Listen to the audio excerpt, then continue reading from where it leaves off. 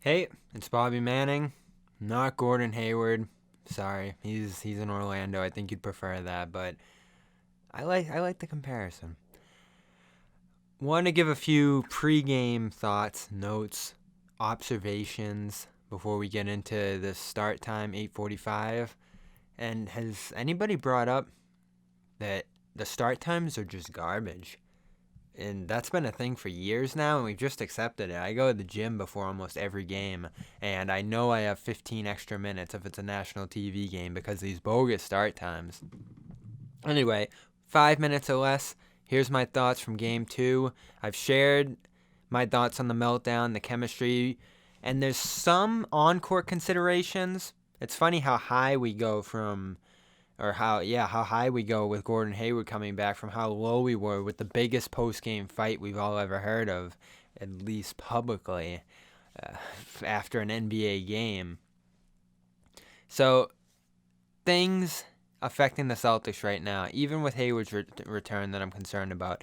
Transition breakdown. It feels like the Celtics, who are the best transition team all year, are overwhelmed in transition, or at least they're putting the ball in a place with misses and turnovers that they can't catch up. They can't find their shooters, their ball handlers, and everything they need to on transition breakouts because the Heat are scorching them there. The Heat actually missed some transition looks that could have hurt the Celtics even more before halftime. The zone. We talk all day long about the zone. Ultimately, it's .96 in this series, points per possession for the Celtics against that zone. That's not bad. And the third quarter was an abomination yesterday, but Brad Stevens said it just a few minutes ago. 5 out of 8 quarters, they've been good, and they're seeing zone about 40 possessions a game. So the zone isn't killing them. That was the story these last 2 days. I thought the last 2 days were chemistry, transition, and all the little things that the Celtics haven't been doing. You see this play right here. This is your idea. Find Marcus Smart in the back line, and that's where Smart should be, back line. He can cause chaos back there. I'll get to who should be playing the middle in a minute.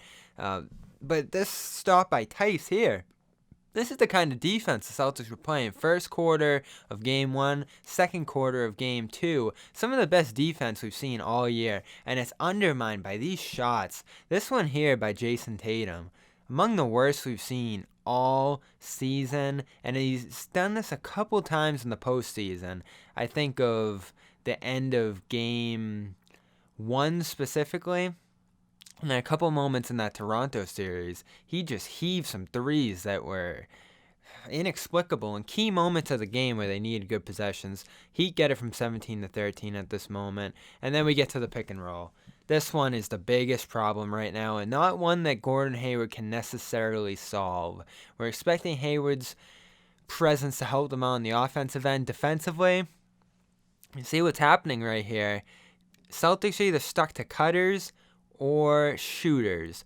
In Marcus Smart's case, it's largely been the cutters, though we see on one of these Adebayo slams that he was held out on a Jimmy Butler corner three. Now, that's Butler's best shot from three-point land. You definitely need to stay home a little bit there. But I ultimately say make Adebayo pass on the roll instead of just flying up for these freight train dunks through nobody.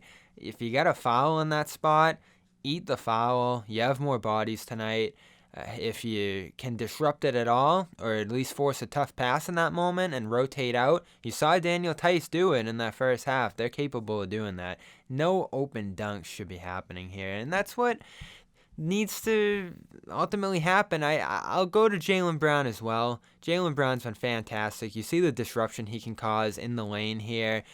I like him at the free throw line because he can chase offensive rebounds in the zone. And all the zone discussion, and look, I'm the biggest zone guy going coming from Syracuse, but ultimately you need to make an opponent feel the pain of playing a zone, and the biggest pain you'll feel from playing a zone is offensive rebounding. You as an offense, especially with size on the wings and inside to some degree like the Celtics do, should be getting offensive rebounds all game long over this team. Instead, Miami was getting them in the late stages of this game.